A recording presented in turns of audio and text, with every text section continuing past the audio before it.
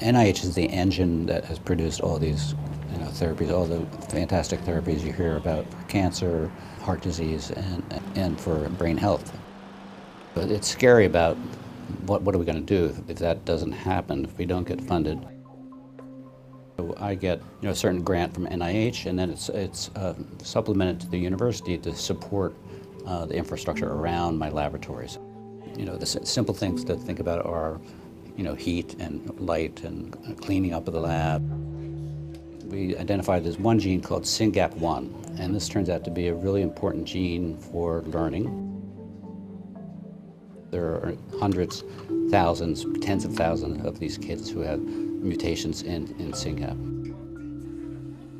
So the parents know there's a window of time, right? We think we could probably treat, starting if it's between 2 and 8.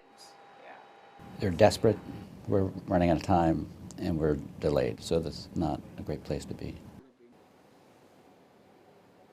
NIH announces it's going to stop paying its negotiated, contractually obligated indirect costs, and it's going to go down to 15%.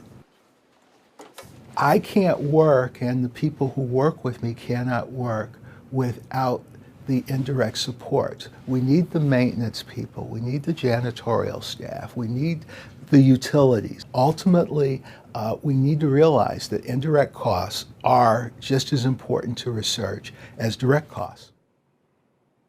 The research that we do is important because it literally is going to help save lives. It's going to prevent people from dying. In my instance, it's from cancer, but other people do work in cardiovascular disease and diabetes and dementia and Alzheimer's work and HIV.